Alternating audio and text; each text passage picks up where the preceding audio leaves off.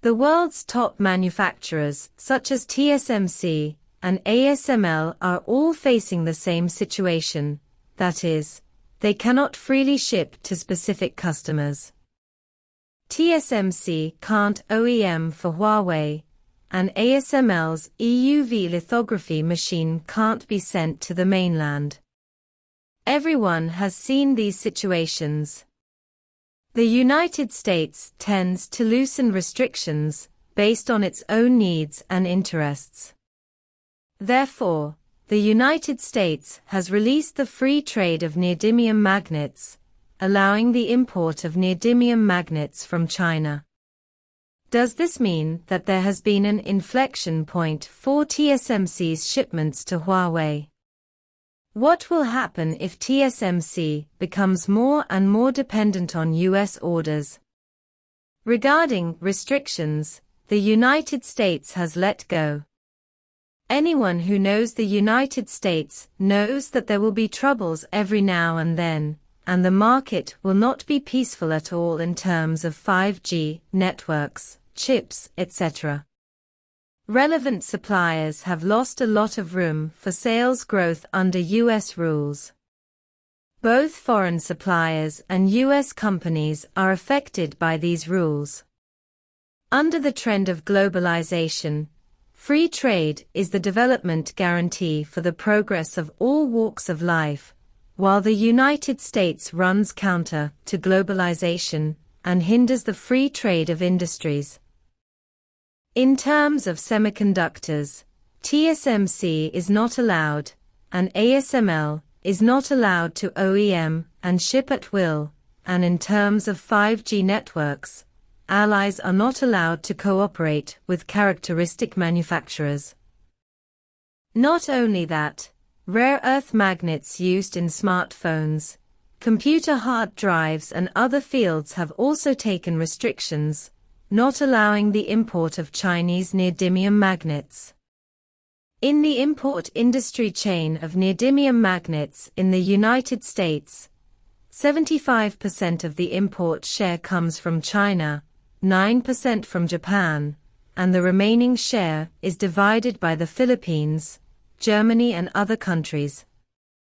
Therefore, China's neodymium magnets are shipped to the United States in large quantities, playing an important role in the other parties' various basic industrial chains.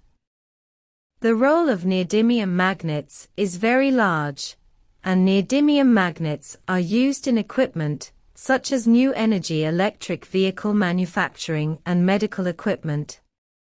According to the nature of the United States, it obviously does not want to see stuck neck when importing neodymium magnets, so it intentionally restricts the import of neodymium magnets from China, and then supports American companies and cooperates with allies to build a flexible neodymium magnet industry chain. It's just that the United States has ignored the difficulty of building a neodymium magnet industry chain. It not only needs corresponding mineral resources, but also needs to master a large number of core patents in the process of purification, processing and manufacturing. It is not something that can be done overnight by investing in it. Based on various considerations, the United States has relaxed its restrictions and lifted the regulations restricting the import of neodymium magnets from China. The United States no longer restricts the import of neodymium magnets from China. Obviously, as long as it is beneficial to the United States, there is room for relaxation. In this regard, some foreign media said that the inflection point of TSMC's shipment of Huawei has appeared, because the United States is gradually loosening some restrictions.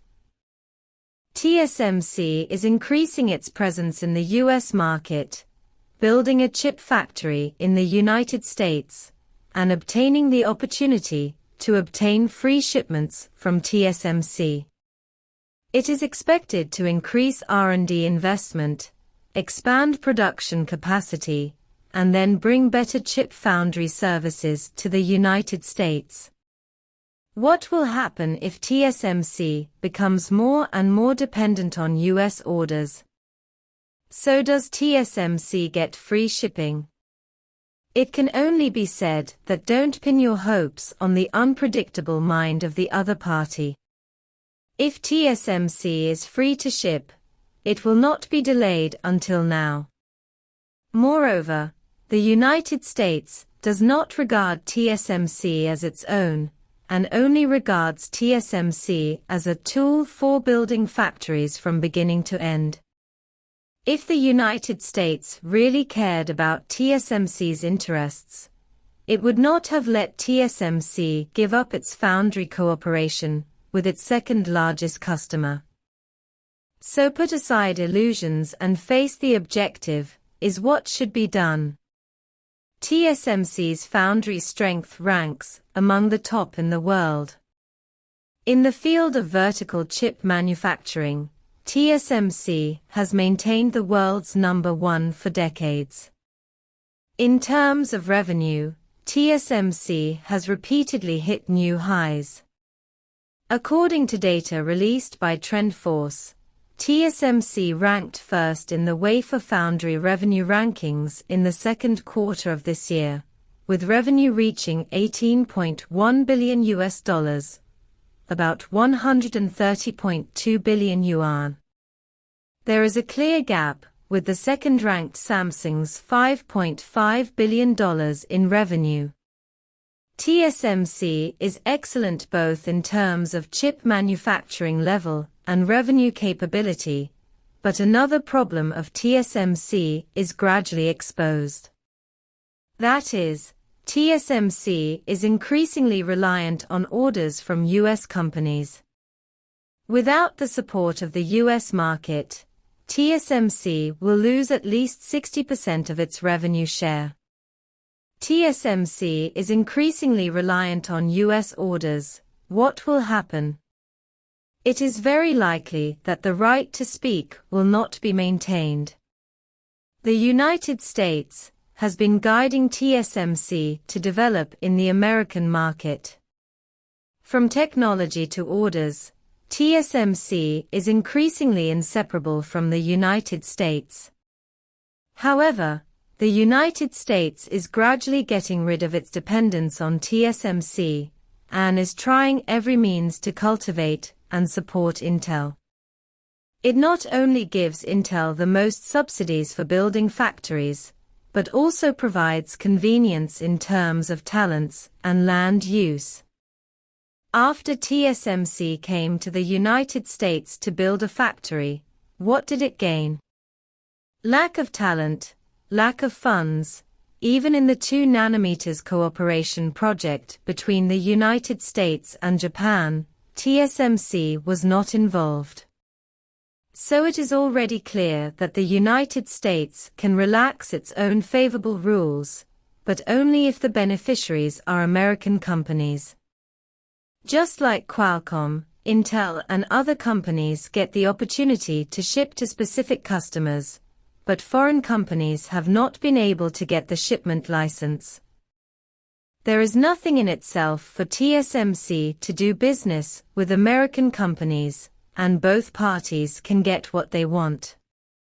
It's just that the purpose of the United States is not so simple. Whether the inflection point of TSMC's free shipping will appear depends on the degree of chip globalization. If TSMC insists on chip globalization, it may be able to usher in the desired situation. What do you think about this? Feel free to share in the comments below.